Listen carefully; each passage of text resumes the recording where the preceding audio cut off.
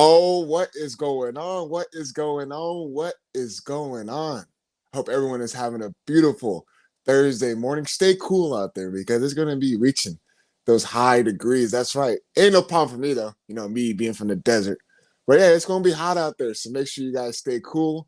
The Lakers are taking on the Chicago Bulls tonight. A very, very weird Chicago Bulls team. I don't know what their goal is and what they are trying to do because I looked at their roster, and when I tell you that they are guard heavy, the Chicago Bulls are guard heavy. But guess what?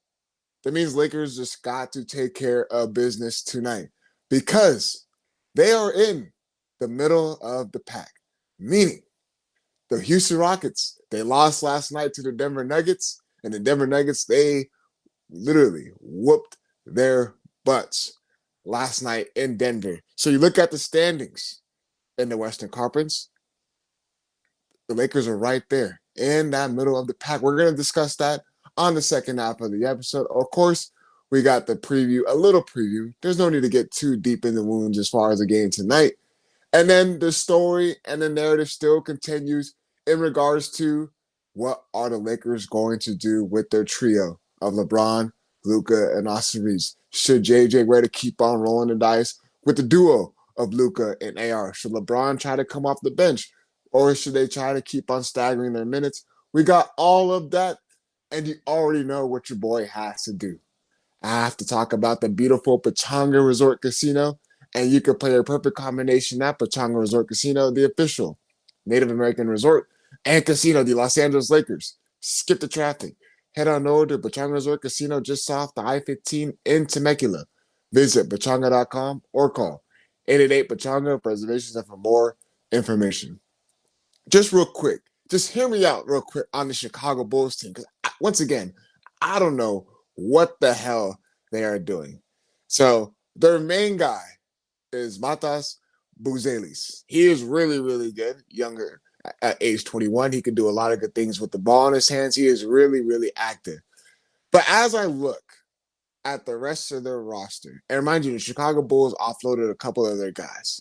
And I look, and I'm like, okay, Rob Dillingham, a guy they got from the Minnesota Timberwolves, and Josh Giddey, Jaden Ivey, Trey Jones, Colin Sexton, Anthony Simons. I'm like, damn, this team is very, very guard heavy.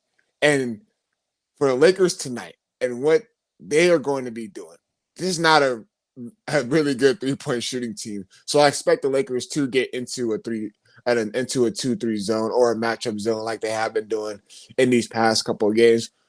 Lakers are going to be without Marcus. It looks like they're going to be without Marcus Smart. I saw in the injury report that he was listed as doubtful with a hip contusion, I believe. LeBron James still questionable. It's going to be one of those game time decisions, which ultimately leads into if the Lakers are going to be without LeBron James tonight, what is that going to look like once again? They're going to be without one of their point of attack perimeter defenders in Marcus Smart, but that just goes to show you who is going to step up that next man up mentality. Jake LaRavia, that brother needs to make some layups. I don't know how many missed layups we're going to continue to see from Jake LaRavia. His three-point ball is not falling. But you know where Jake LaRavia has been doing really, really well? Getting second chance opportunities for others, crashing the glass, offensive rebounding, kicking out. That's what the Lakers are going to need. They're going to need that high motor for Jared Vanderbilt. I believe his motor, his energy, and effort in that Timberwolves game, it needs to carry over, especially if LeBron James is going to be out. Then you keep on going down the list. The duo of Austin Reeves and Luka Doncic and seeing what they can do, playing off of each other. The ball movement, the player movement, getting out and run, getting collective stops on the defensive end of the basketball court. This is not a game where you should take a drop off. And that's what worries me because Lakers struggle with teams who are struggling throughout the entire season. The Chicago Bulls are a struggling team. And that's what worries me because the Lakers seem to play down to those opponents. They seem to play down to those teams and let them hang around. It needs to be a game where hopefully we get into that fourth quarter and we see Luka Doncic sitting out and we see Austin Reeves resting, getting ready for the big matchup that is going to be happening on Saturday when they face the Denver Nuggets. Because Once again, you look at those standings in the Western Conference with the Houston Rockets losing last night. Lakers, if they take care of business tonight, they could potentially be in that 3 seed. The 3 seed. And we've been talking about this Lakers team as far as we didn't expect them to be in a top 3 seed, especially with everything that has been going on this season. Their bad losses, their double-digit losses, the chemistry between the big three and how they can't click and how they can't figure it out. And you expect them to figure it out, knowing that they got 3 stars on the roster. There's been so much stuff going on with this Lakers team, and their record still shows that they're 40-25, and they are in the middle of the pack in the Western Conference. Now, if they lose tonight, all of a sudden, guess what happens? We've seen them falling into what? That possibly that 6 seed. And it's going to be another game where it decides where the standings are going to be at. At this point, and I'm going to talk about it in the second half of the episode, as far as their schedule, every single game matters now if you're the Los Angeles Lakers. Every single game. It doesn't matter if you're playing against the Bulls. It doesn't matter if you're playing against the Pacers, the Wizards, whatever the case is. Every single game matters if you're the Los Angeles Lakers with 17 games remaining. So, with that being said, I gave you guys as far as the injury of Marcus Smart, see LeBron James availability. We keep on talking about the big three. And we keep on talking about why is it not working and why is it that we should see LeBron James take on that role of coming off the bench. Okay? You ask yourselves that. And I want to just make sure that we state that this is not a knock on LeBron James. I see a lot of people, as far as, you know, those who are in for LeBron James being in that lineup for the big three. We get it. You're gonna need LeBron James in certain situations, in certain stretches of the games, in clutch situations, especially come playoff time. You're going to need LeBron James. Simple as that. Let's just keep it real.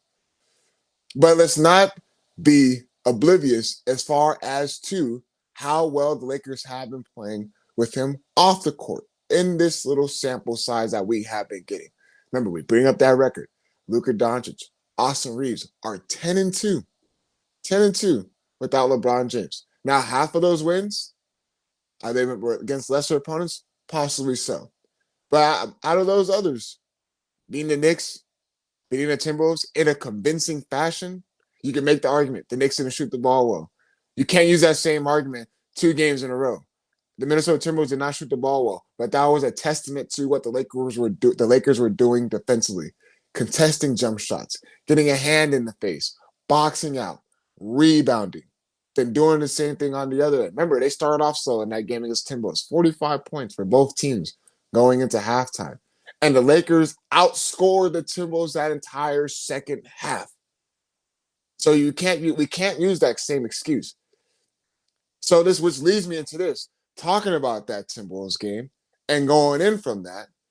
Do you guys know what Minnesota Timberwolves Chris Finch had to say in regards to the Lakers in that game and how they looked differently with LeBron James not being on the court in that game? Because leading up to it, I'm pretty sure the Timberwolves scouting report was with them 3 on the basketball court together. Guaranteed that's what their scouting report is going into that game. And then when LeBron James was ruled out, all of a sudden you get the duo of Luka and Austin Reeves. This is what Chris Finch had to say after that game. It seems to activate Luka and Reeves. It seems that they share the shots. They become exponentially more dangerous. Been pretty good when 2 of those 3 been out because of just the usage puzzle. Remember, Luka and Austin Reeves had 31 points each. Both of them had 31 points. Now, reading that one more time, it seems to activate Luka and Reeves. It seems that they share the shots. They become exponentially more dangerous. Been pretty good when 2 out of those 3 been out because of just a usage puzzle. If Chris Finch, the head coach of the Minnesota Timberwolves, is going out there, it's saying that, and his scouting department and his coaching staff are one of the best in the league. If he is going out there and saying that this Lakers team looks a lot different, and it seems that the usage rate and the puzzle and how they're able to share their shots and how they're able to get in rhythm and the spacing and every single thing of that dynamic looks different, but in a good way. Why is it hard for everyone else to realize that and see? It's not a glaring thing. This is not something that just came out of nowhere. If he is saying that, and once again, the numbers are coming in collectively, and the numbers have shown, this is not smoking mirrors. This is just what has been said. If he is able to say that, why is it hard for us to get a general understanding? It's just true. There is some truth to it. The spacing looks good. What did JJ Redick go out and say earlier this season? They have a tough time trying to please each other on the basketball court. Because remember, Luka's got to get his shots up. LeBron has to get his shots up. Austin Reeves has to get his shots up. And then you have a group where is Luka Doncic a good guy that moves without the basketball? Not really. Is Austin Reeves a guy that makes a lot of his basketball, as far as offensively decisions, cutting? No. LeBron James does. LeBron James is a guy that moves well without the basketball. He makes a lot of good cuts. He's been like that throughout his entire career. But look at that product. Every single one of those guys, as far as Luka, Austin Reeves, and LeBron James, what do they need to do to be effective offensively? They need the ball in their hands. They need the ball to be able to create for others. So if you add three of that and you don't have the right player movement, you don't have the right ball movement, of course it's going to create some dysfunction offensively. JJ Redick can drop every single thing, any single thing he wants. He can. But if you have three similarities on the basketball court, of course you're going to run into some dysfunction. Why do you think with LeBron being out, and this is not a knock on LeBron James. Let me say that one more time. This is not a knock on him. Because essentially if LeBron James had it his way as far as building consistent three-point shooters and defenders, could we see a different product? Possibly so. But you have Luka Doncic now. And that was what this roster is supposed to be built around, is him. This roster is not supposed to be built around LeBron James anymore. There's a reason why he opted in. There's a reason why he potentially might be on this. He might not be on this Lakers team heading into the offseason. This is supposed to be the building and rebranding of Luka Doncic and most likely Austin Reeves. And we've been getting this small sample size of how well they've been playing and how well the secondary unit has been coming in. These past 15 games, the Lakers are one of the top team defenses in the league. They bought in. The communication has been good. The energy, the hustle, everything has been good. So once again, if Chris Finch is able, and he's saying that after the game, after his team genuinely got their ass kicked in that second half, specifically, what do you think every single other team is probably thinking? Is that they're probably going to like, if LeBron James is playing, this probably is helping us out in our benefit and the way we can defend and the way we can put out the scouting report. But if you just keep Luka and Austin Reeves, all of a sudden it's a whole different type of offense because they're not worrying about who's getting their touches. They're not worrying about who needs to get the ball in their hands. Everyone else is able to eat. Guys know their roles. Once again, I got to keep on standing on this stance.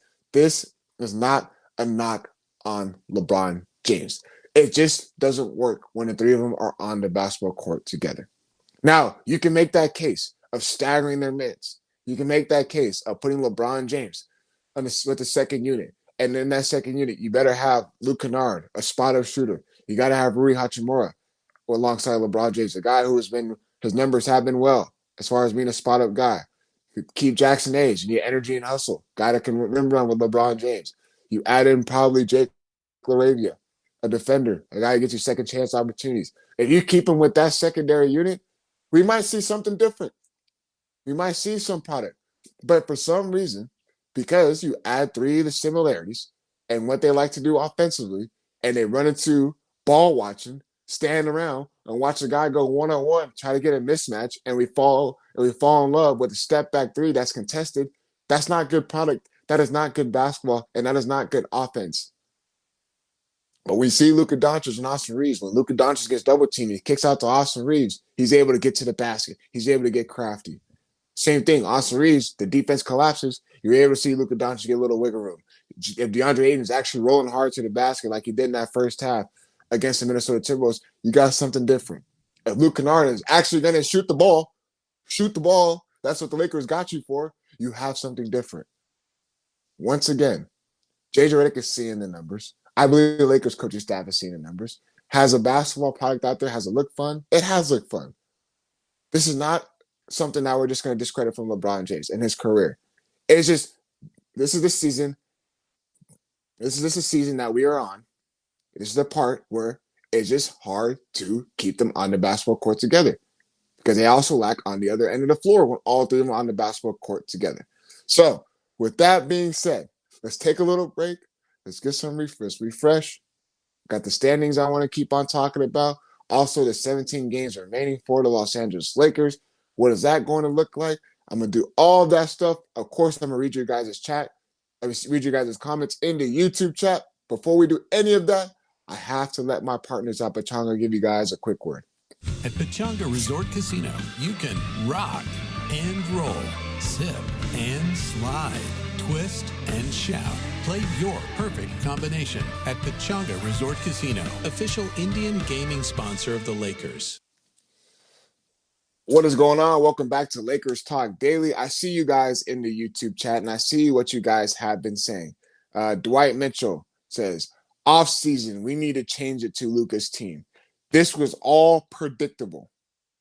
Three ball-dominant players are struggling to work together. It's not smoking mirrors. It's not something that we're looking at. Why isn't it not working? It's because just the way their style of play is. Every single thing that they need to do is majority with the ball in their hands. So you're going to run into issues where it just doesn't work simply. Simple as that. Now, with this 17 games remaining and seeing where the Lakers are at and seeing that how difficult their schedule is going in for these next couple of games, they got some stuff that they got some business they got to take care of. Now, they got the game tonight against the Chicago Bulls, and then you follow it up against the Denver Nuggets, and that is going to be a big, big game. Luckily, the Denver Nuggets got to come to LA. The Denver Nuggets also got Aaron Gordon back. Aaron Gordon was making his way back after having that the hamstring injury. And then you know what the difficult part is? That they got that tough road trip. Houston on a back-to-back. The Miami Heat right after that. Then you got the Orlando Magic. And those are both early games. And it worries me that Magic, the Heat and Magic game worries me in that stretch only because for some reason, it being a second night of a back-to-back, that the Lakers are going to land in Miami. It's just, it's Miami. You already know what how that reputation is out there. Getting in late in their flight, whatever the case is, you can make all those arguments. That little stretch right there, the back-to-back against Houston, then flying to Miami, then going to Orlando, and then you go into Detroit. And by the way, the Magic, ever since they've beaten the Lakers in LA, they have been playing better basketball. They've still been without Franz Wagner, but they have been playing better basketball. That stretch right there is going to be a real, okay, can the Lakers lock in and be able to take care of business? And again, first things first, you got to take care of the business tonight against Chicago Bulls. Keep on staying top 3 in the Western Conference. And in that Denver game, which we are all going to be all eyes, primetime game on ABC. We're going to be locked into that one just to see, okay, Nuggets are starting to get healthy. Are they going to be playing better basketball? And then the real one that I really keep my eyes wrapped around is that back-to-back against the Houston Rockets, only because I genuinely feel, and you guys can debate with me, You guys can argue with me because when you get into playoffs, what is the case? It's always matchup dependent. Matchups. Who can the Lakers best match up with? And excuse me. And then we always talk about going. I always remember going into last season, right? And talking about that series against the Minnesota Timberwolves. Do you guys remember the chants? Lakers in five. Lakers in five. And Lakers had success against the Timberwolves in the season. They had early success against them in the regular season. And you roll into the playoffs. You got a Luka Doncic. You got LeBron James playing really well. Austin Reeves having a great regular season. And you rolled into that series and you ran into the Timberwolves. And the matchups were a problem for the Lakers just because of their size, their athleticism, their youth. The Lakers ran into some issues because they didn't have a big man. Remember, they had Dorian Finney-Smith at that time. So they ran into some problems. And the Timberwolves were able to exploit every single one of those issues. So every single thing in the regular season, come playoff time, I'm not trying to be disrespectful. It does not matter. It does not matter because games elevate. You're not going to get the same calls. Referees are going to allow guys to play. It always comes down to who has the better matchup, who has the better talent on their respective team. Now, there might be some games where you just shoot well, or the other team does not shoot the ball well, and you can take advantage of that. But we had that same case last year going into the playoffs against the Timberwolves, and it did not work in their favor. But now, the only reason why I say the Houston Rockets would be an ideal matchup for the Los Angeles Lakers is because I watched that game last night against the Nuggets. And they lack shooting. The Houston Rockets lack shooting. Kevin Durant, the asking price and the demand for him on that team is a lot, especially him being at the age of 37. Amen Thompson is a guy who's not supposed to be your primary ball handler. He's supposed to be your two guy. They don't have a point guard. They do not have a point guard. And the guy that comes off the bench, and Reed Shepard, he is just not ready, I feel like, for big time moments. So if you look at that, and I know you guys are like, who cares? The Lakers got smoked when the Rockets came out here in LA on Christmas Day. I just look at it as far as the Rockets have had the injury bug. The injury bug has hit them hard. And they're just not playing the basketball that needs to be at the right time. Because you know what they say, you're peaking at the right time. You're building the momentum. Lakers are peaking and having momentum at the right time compared to the Houston Rockets. And I understand, record-wise, they're still right there. But matchup-wise, defensively, I get it. The Rockets, really, really strong defensive team. They're one of the better teams defensively. But the Lakers can expose a little bit as far as their lack of Houston's offense. Şengün is not a good defender. I know I'm getting deep in the wounds, but I'm just doing this right now because I'm looking at these standings and how they are and how close it is. Matchup-wise, if you're the Lakers, you got to avoid the play-in tournament, of course. And also, looking at it, do you really want to match up with Denver in the first round when they had your number? And again, you can't control what you can't control end up, being if you end up doing get a matchup with the Denver Nuggets. If you're the Lakers, you just keep on taking care of business. Remember, I think the Denver Nuggets got the San Antonio Spurs tonight. So that's another game we're going to be keeping our eyes on and see if the Nuggets win or lose. I just feel like ultimately the best matchup for the Lakers and the most success that we want to see is probably the Houston Rockets. Now, see what you guys have been typing in the YouTube chat. Peter says, "Yo, D, why can't LeBron play the role of Draymond Green? Shoot less and move the ball and concentrate on defense. That would be winning ball." Now, Peter, I'm going to give you a good, clear answer into why LeBron will not play the Draymond Green role. LeBron James is still playing at an all-time level. I want to say all-time. He's still playing at a really, really good level at this age. He still does a lot of good things with the basketball in his hands. Does he not have the same wiggle? Does he not have the same thing to take guys off the dribble consistently? Probably not. But when you look at Draymond Green's role, that's his edge. He's fired up. He likes that. He likes that grit. He likes that grind. Remember, LeBron James had to be the Lakers' best defender last year in the playoffs. And I guarantee you, going into this, they're probably trying to reserve as much as they can for LeBron James to actually get the most energy for playoff time. But as far as him doing that Draymond Green role and him not shooting the rock as much and concentrate on the three and concentrate on being a defender and exerting most of his energy on that end of the floor, I just don't see that happening. Could it be an ego thing? Possibly so. Could it just be that he still has numbers and he's still proving that he can do a lot of good things on the basketball court? That is possibly true. But Draymond Green played that role because of who was around him too. It's all we got to take that in consideration. He played that role really, really well when he had Kevin Durant, when he had Stephen Curry, when he had Klay Thompson. Think about that.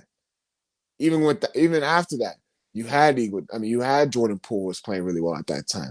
You had Andrew Wiggins was playing really well. You had Klay Thompson playing well. You had Stephen Curry. So it gave Draymond Green what? It gave him the green light to concentrate and focus on all that just because of the right pieces around him. We talk about it. You guys say in the YouTube chat, when Austin Reeves, when he gets a more athletic defender on him, he kind of struggles. He struggles to get to his spots, especially when the free throw ball, especially if the call is not going in their favor. Luka and Austin Reeves, and you look at who else is on as far as who can help create, offensively, you don't have much besides them two. And then you look at LeBron, he still can do those things. It just you can't keep them on the basketball court together, and that's why I feel like staggering their minutes is probably going to be something that we're going to see once LeBron James does return to this lineup. So I hope I answered your question as far as into that, because I don't see him even playing a Draymond Green role, and I just feel like Draymond Green was able to exert most out of that only because who was around him. LeBron James doesn't have those same guys around him in order just to focus only on defensive, because Luka and Austin Reeves, as much as they've been playing well together, they still lack defense. And I know Luka hasn't playing well. I know he isn't playing a lot better defensively in spurts. But it's just going to come down to who and how are they going to be able to keep them on the floor or stagger their minutes? Who is going to even close out games? That is also another conversation to have. But just to read more into this, Adam Hurley said LeBron has not slowed down. He's just trying to fit out instead of fit in. And that's probably another thing, because you think about that. What has JJ Redick said, as I brought up earlier on this show, is that they all try to please each other on the basketball court. Here, you try to get your shot, one-on-one ISO ball, or you try to get your shot. It's Austin Reeves, one-on-one ISO ball. And it just does not create a fluid movement. Only because is that LeBron James, I do feel like he understands that this is Luka Doncic's team going forward, and he's trying to do every single thing to make sure he understands and embraces that. But it's just hard. We just keep on going down to it's just hard to keep all three of them on the basketball court when they all try to do everything similar together.